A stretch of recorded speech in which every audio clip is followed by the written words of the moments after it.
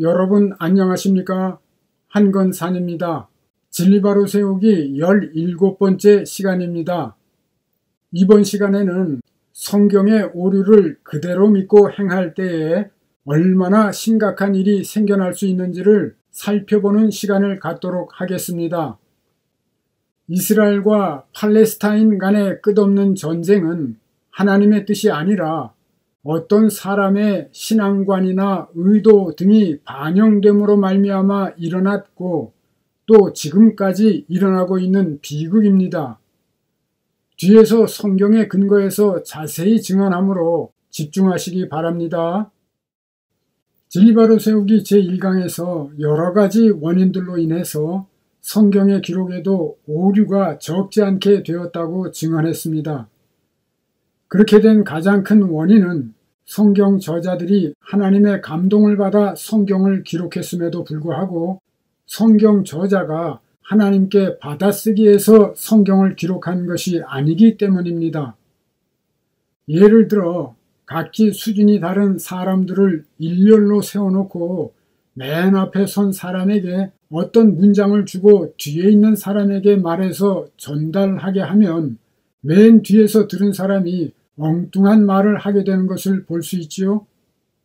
한마디로 어떤 사건이 일어났을 때에 그때에 즉시 성경에 기록된 것이 아니라 입에서 입으로 전해 내려오던 것을 기록하거나 편집하는 과정이 있었다는 사실을 인식해야 합니다. 그리고 성경의 저자나 편집자가 부족할 수밖에 없는 불완전한 인간이라는 점과 그들이 하나님께 받아쓰기 한 것이 아니라는 점을 반드시 인식해야 성경의 기록에 오류가 있을 수밖에 없다는 것도 이해하게 됩니다. 그리고 성경이 구전되거나 기록된 당시에 인정받던 비과학적인 세계관이나 관습이나 여건이나 상황 등도 성경 기록에 오류가 생기는 원인이 될 수 있습니다. 부족한 저자의 신앙관이나 지식 등이 반영됨으로 말미암아 생긴 오류도 있는 데다가 성경 말씀이 구전되거나 기록되거나 편집되거나 번역되는 과정에서 사람들의 실수나 고의로 삭제되거나 추가되는 등 이렇게 생겨난 오류가 적지 않다고 증언했습니다. 더구나 각국의 언어로 번역되는 과정에서 생겨나는 오류는 헤아릴 수도 없습니다. 그렇지만 그럼에도 불구하고 성경은 하나님의 감동으로 기록된 책입니다.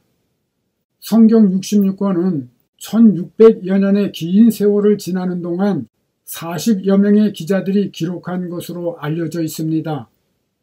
이 40여 명의 기자들은 삶의 자리가 동떨어져 있고 그 지식 수준이나 신분이나 생각이 각기 다른데도 불구하고 그들이 기록한 성경 66권의 내용은 놀랍게도 하나의 주제로 일관되어 있습니다. 이것이야말로 기적 중에 기적인 것이지요. 저자가 다를지라도 그 66권의 성경 구절들이 정교하게 서로 연관되어 진리를 가르치고 있기 때문에 우리는 이 성경이 하나님의 감동으로 기록된 책임을 믿을 수밖에 없는 것입니다. 이렇게 성경이 하나님의 감동으로 기록된 것은 의심할 여지가 없지만 모든 성경 구절들이 모두 다 믿어지지는 않는다는 것이 적지 않은 크리스찬들의 솔직한 고백입니다. 이렇게 되면 어떤 성경 말씀이 하나님의 말씀인지 확신할 수 없게 되니까 당연히 부작용이 생기게 됩니다. 예를 들어 반드시 순종해야 하는 하나님의 말씀을 믿지 못하고 부담 없이 순종하지 않게 되거나 이와는 반대로 진리가 아닌 성경 구절을 하나님의 말씀이라고 믿고 담대하게 잘못을 저지르는 등 부작용이 생겨나게 되는 것입니다.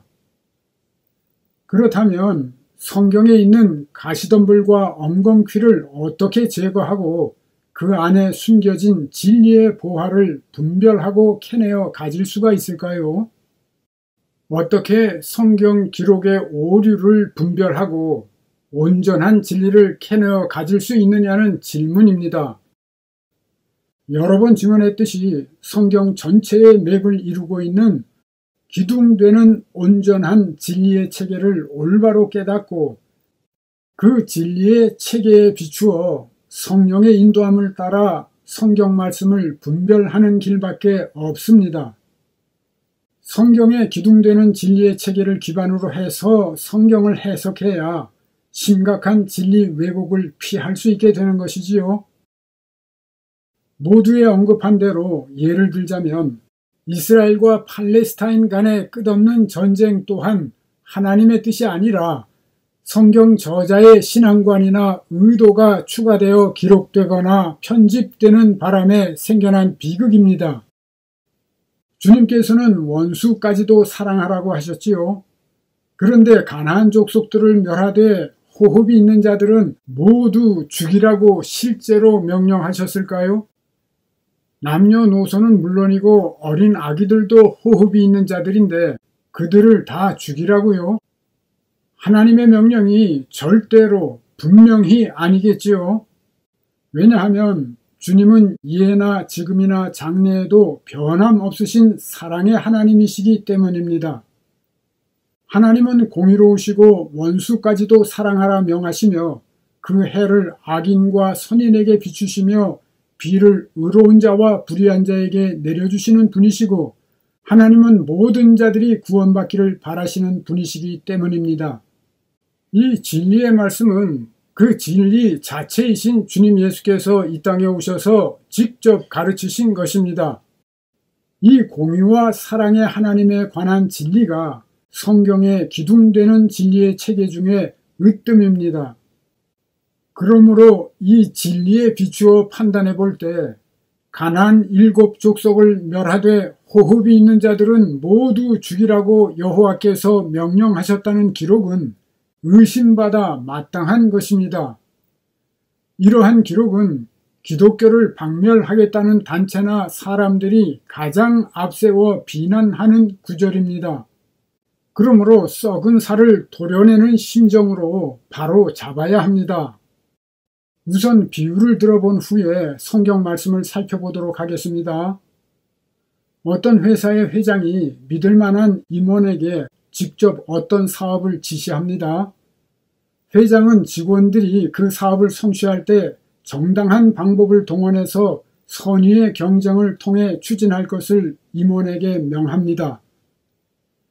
그럼에도 불구하고 그 임원에게 전달받아 그 일을 추진하는 부장은 사업 목적을 달성하기 위해서는 자신의 노하우가 필요하다고 판단하고 수단 방법을 가리지 말라는 것이 회장의 뜻인 것처럼 부하 직원들에게 지시하게 됩니다.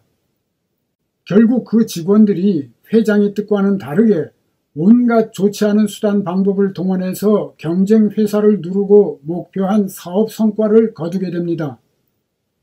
총무과의 과장이 이 사업을 기록으로 남기게 되는데 부하 직원들이 회장이 지시한 대로 했을 것이라 간주하고 회장이 시킨 수단 방법을 동원해서 그와 같은 좋은 성과를 거두게 되었다고 기록하게 됩니다. 실제 역사에도 이와 유사한 사건들은 적지 않습니다. 성경의 기록 편집 과정에도 이와 같은 오류가 발생할 수 있는 것입니다. 가나안 땅을 정복하기 위해 가나안 7족속을 어린 아기에 이르기까지 모두 진멸하라는 식의 하나님의 명령은 이러한 인간의 생각으로 날조된 것이었고 성경 저자 또는 편집자는 자기의 신앙관이나 어떤 의도를 가지고 이 사건을 기록 편집하게 된 것입니다. 그들의 눈으로 볼 때 가나안 족속들이 믿는 종교가 자녀들을 불에 살라 제사드리거나 음란하고 퇴폐적인 것이었으므로 그러한 그들을 진멸하는 것이 하나님의 뜻이라는 신앙관을 가지고 있었는지도 모릅니다. 그 이유는 어찌 되었든지 간에 하나님의 뜻은 그들을 모두 죽이는 것도 아니고 어린 아기까지 죽이는 것은 더더욱 아니었습니다. 이러한 진실을 뒷받침하는 하나님의 명령이 성경에 기록되어 있습니다. 하나님의 명령은 다음과 같습니다. 내가 내 위엄을 내 앞서 보내어 너의 이룰 곳의 모든 백성을 파하고 혼란스럽게 하고 라는 뜻입니다. 너의 모든 원수로 너를 등지게 할 것이며 내가 왕벌을 네 앞에 보내리니 그 벌이 휘 족속과 가나안 족속과 헷 족속을 네 앞에서 쫓아내리라. 그러나 그 땅이 황무하게 되어 들짐승이 번성하여 너희를 해할까 하여 1년 안에는 그들을 내 앞에서 쫓아내지 아니하고 네가 번성하여 그 땅을 기업으로 얻을 때까지 내가 그들을 내 앞에서 조금씩 쫓아내리라. 가나안 땅의 족속들을 죽이는 것이 아니라 쫓아내는 것이고 쫓아내되 조금씩 쫓아내는 것이 하나님의 뜻이라는 진실을 알 수 있지요. 이 명령 어디에도 가나안 족속을 진멸하되 어린 아기까지 모두 죽이라는 의미는 찾아볼 수 없습니다. 29절에 들짐승이 번성해서 이스라엘을 해친다는 말은 가나안 땅의 족속들이 한꺼번에 쫓겨나게 되면 오히려 반격을 받아 이스라엘이 해를 받게 될 것이라는 뜻입니다.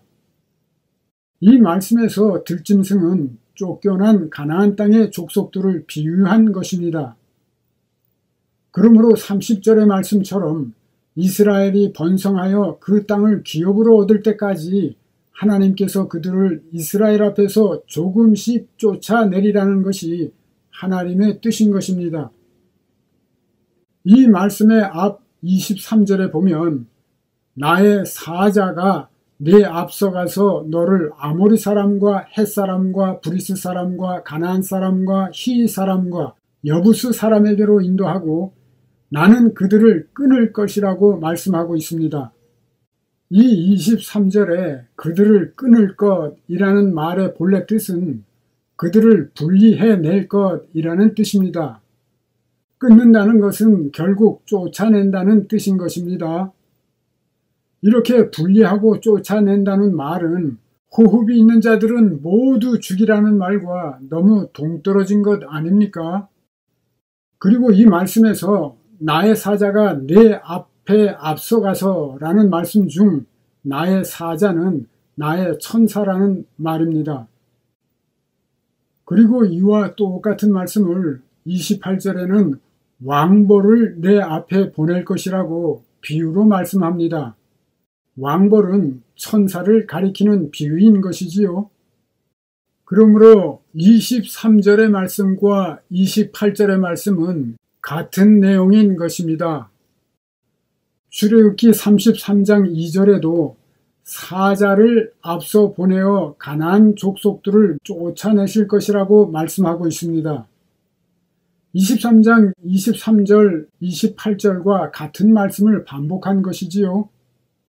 34장 11절로부터 17절에도 같은 말씀을 하시며 이스라엘 백성들의 신앙이 변질될 것을 염려하여 가나안 땅의 족속들의 우상을 회파하고 그들과 혼인하지 말라고 말씀하고 있습니다. 이러한 뜻의 말씀이 신명기 7장 1절로부터 4절과 18절로부터 22절 그리고 18장 9절로부터 12절 등에도 반복됩니다.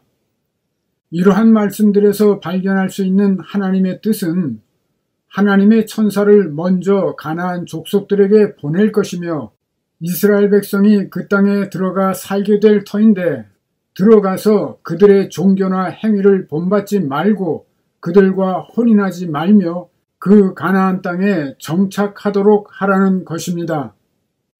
그렇게 해서 이스라엘 백성들이 정착하게 되면 서서히 하나님께서 가나안 족속들로 하여금 그들을 등지고 떠나게 해서 분리하실 것이므로 이 모든 일을 급히 하지 말라고 말씀하고 있는 것입니다. 그런데 이 말씀이 갑자기 바뀌어서 신명기 20장 16절로부터 18절에서는 가나안 족속들을 진멸하되 호흡이 있는 자는 하나도 살리지 말라고 명한 것으로 기록되어 있는 것입니다. 신명기는 모세가 가나안 정복을 앞두고 백성들에게 명한 것을 기록한 책인데 그 신명기의 앞부분과 뒷부분의 내용이 어떻게 이렇게 상반되게 기록된 것일까요? 잘 들으세요. 전통적으로는 모세가 신명기를 기록한 것으로 말합니다. 그렇지만 사실은 구전되어 내려오던 이야기나 문서들을 어떤 저자나 편집자가 조합했음을 명백히 보여주고 있으며 나중에 편집된 것입니다. 여기에 대해서는 많은 신학자들도 공통된 견해를 가지고 있습니다. 아시다시피 신명기 34장은 모세가 죽은 후의 일들을 기록하고 있으므로 최소한 34장은 모세의 저작이 아닙니다. 그래서 신명기의 앞부분은 모세가 기록하고 34장만 다른 저자가 덧붙였다고 주장하는 이들도 있는데요. 이는 창세기도 두 사람 이상의 저자가 쓴 내용을 조합한 책임을 알지 못하기 때문에 하는 말일 것입니다. 창세기 1장 1절로부터 2장 3절까지는 하나님을 엘로힘이라고 부르는 저자가 기록했고, 창세기 2장 4절로부터 4장 26절까지는 하나님을 여호와라고 부르는 저자가 기록한 부분인데요. 이렇게 2명 이상의 저자가 쓴 말씀을 중복, 나열하는 방식으로 모세 오경이 편집되어 있다는 사실을 진리바로 세우기 제4강에서 증언한 바 있습니다. 이스라엘과 팔레스타인 간의 비극에 대해서 살펴보았듯이 성경의 잘못된 부분을 그대로 믿고 행할 때에 얼마나 큰 비극이 지속될 수 있는지를 알 수 있습니다. 이렇게 성경의 잘못된 부분에 근거해서 국가나 사회나 개인들 간에 일어났고 지금도 일어나고 있는 크고 작은 비극적인 역사들이 많습니다. 캐톨릭 국가였던 유럽의 열강들이 식민지를 점령해 갈 때나 기독교 국가였던 미국이 원주민들을 몰아낼 때나 이슬람 국가들이 교세를 확장해 갈 때나 종교 전쟁이나 캐톨릭의 마녀 사냥 등 그 폭력적인 행위에 영향을 주거나 정당성을 부여한 것 중에 하나가 가나안 족속 진멸에 대한 오류가 아니었는지 살펴보아야 하는 것입니다. 그리고 이제는 그 반대로 기독교를 박멸하겠다는 목적을 가진 PC가 그 세력을 확장하고 무신론이나 진화론이나 뉴에이지 사상 등을 추구하는 사람들이 힘을 얻어 기독교를 회방하거나 박해하는 지경에까지 이르게 되었는데 그 원인도 살펴보고 회개해야 합니다. 기둥되는 진리의 체계를 올바로 인식하지 못하고 성경 기록의 오류를 그대로 받아들일 경우에 너무나 심각한 결과가 벌어지게 되어 있는 것입니다. 지금 벌어지고 있는 이스라엘과 하마스의 전쟁 또한 이러한 진리를 깨닫게 될 때에 비로소 끝나게 될 것입니다. 이제부터 더 집중해서 들으시기 바랍니다. 교인들이 헛된 신앙을 추구하며 살게 되는 이유가 여러 가지이지만 근본적인 이유가 있습니다. 성경에 기록된 오류를 진리인 것으로 믿고 행하거나 왜곡된 논리나 교리를 믿고 행하거나 자기의 욕심에 끌려서 성경을 자의적으로 해석해서 믿고 행할 경우 등입니다. 또한 성경에 숨겨있는 비유나 상징이나 환상 등을 잘못 해석하거나 하나님의 법을 초월한 기적에 대한 성경 구절 등을 문자 그대로의 기적으로 믿고 행할 때에도 허황된 신앙을 추구하게 되기 십상입니다. 한마디로 말하자면 진리가 아닌 것을 믿을 때에 헛된 신앙생활을 하게 될 가능성이 커지는 것입니다. 그러므로 기둥되는 진리의 체계를 올바로 인식한다는 것이 인생에 있어서 최우선적인 것이며 가장 귀중한 것입니다. 아무리 바쁜 세상을 살고 있다고는 하지만 진리 배우기를 소홀히 한다는 것은 크리스찬에게 있을 수 없는 일입니다. 그리고 배운 이 귀중한 진리를 자신과 연관된 모든 이들에게 전해서 가르쳐 지키게 해야 합니다. 이것이 주님 예수께서 우리에게 명하신 지상 명령이기 때문입니다. 우리가 가진 소망에 대해서, 즉 진리의 말씀에 대해서 누군가가 물을 때에 대답할 것을 항상 준비해야 하는데, 대답할 수 없다면 이것은 심각한 일입니다. 자녀나 지인들을 진리로 인도하며 보호해 주어야 하는데 이것이 어렵다면 대단히 안타깝고 불행하지 않겠습니까? 오늘은 여기까지 하겠습니다. 안녕히 계세요. 한건산이었습니다. 감사합니다.